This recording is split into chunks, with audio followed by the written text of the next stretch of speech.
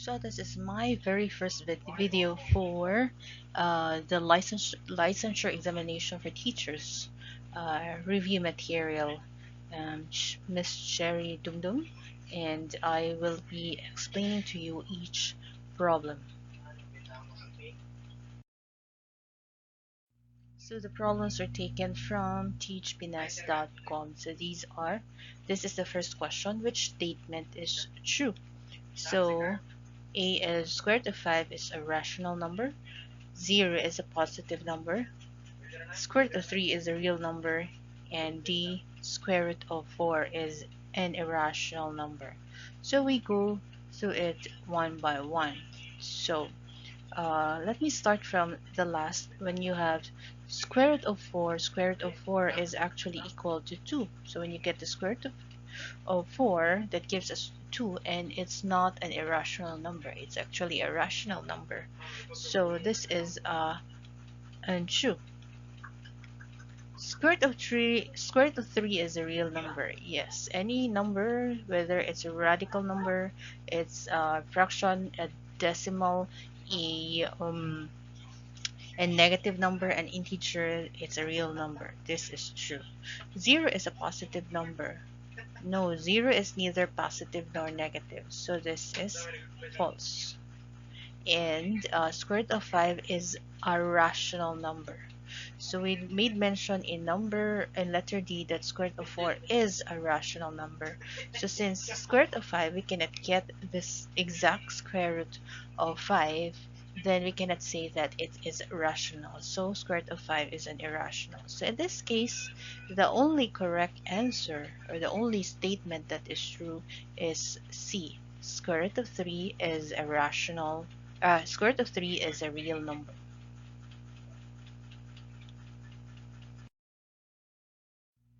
Next, this is very interesting. So we'll be solving a series of operation. So we solve this one first, and then we can also solve the one inside the parenthesis. So 4 times negative 6 is negative 24,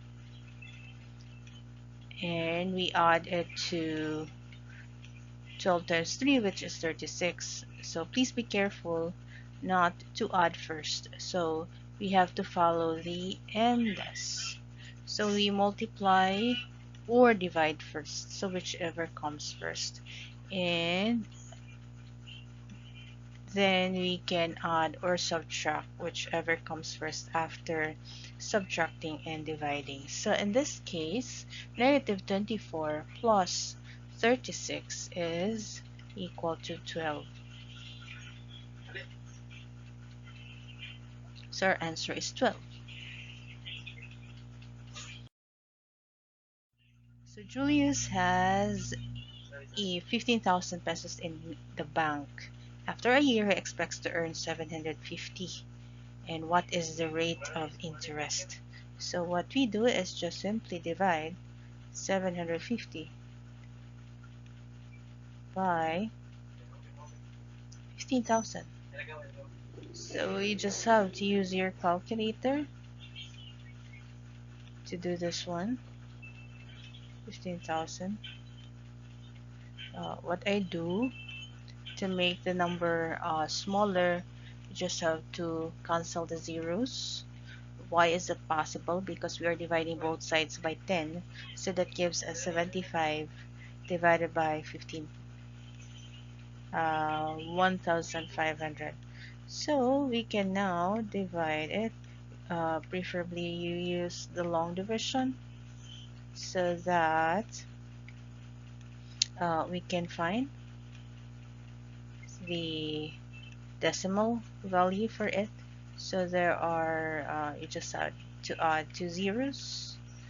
So you get to add 2 zeros. 750 divided by 1,500, that's not possible, so you just have to put a 0 there, and 7,500 divided by a 1,500, that's 5. So 5 times 1,500 is 75,000. Not 75,000, 7,500. and that gives us 0 to 0. So avoid using x. X is different, so you just have to use 0 because it's literally 0. So it's 0.05, but we just have to change it to percent because it asks for the rate of interest. So our rate of interest is 5%. It's 5%. Okay. So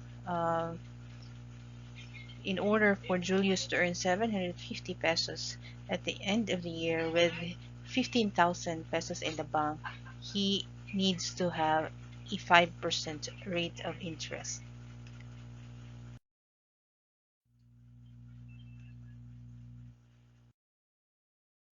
Okay, here the greatest common divisor of uh, 91, 39, and 78 is, so we just have to get whatever is common. So uh, just have to list 91, 39. Actually, there are several ways of solving this. Uh,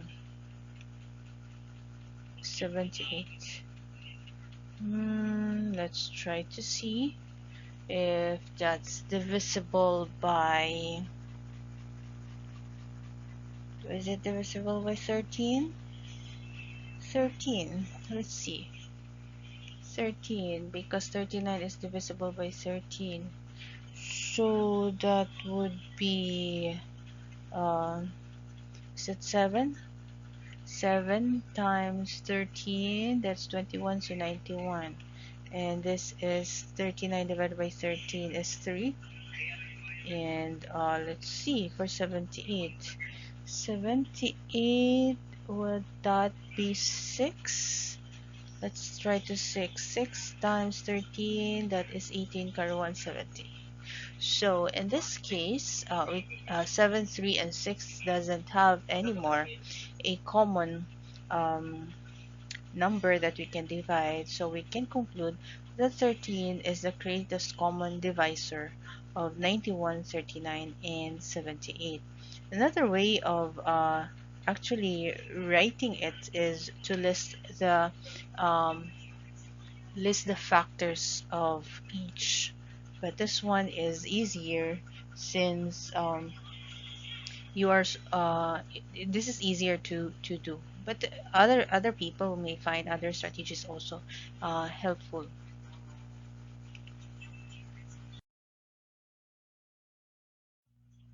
Okay, this one, the property real number, which describes 5 plus 6 plus 3 equals 3 plus 5 plus 6. So in this case, it's the grouping that is being changed. So for the numbers on the left side of the equal symbol, the grouping is on 5 and 6, and then after the equal symbol, you have it um, just basically the same. The groupings did not change.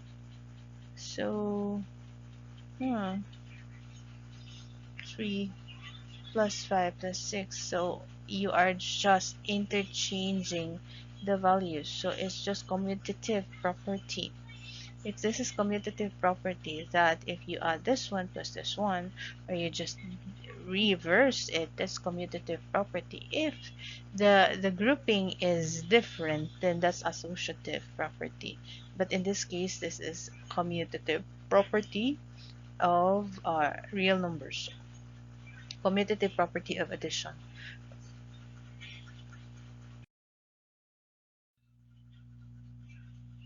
So I think that would be all for this video. So I hope that I give you a glimpse of a few numbers So hoping to see you on my next video. I'll be uploading them soon.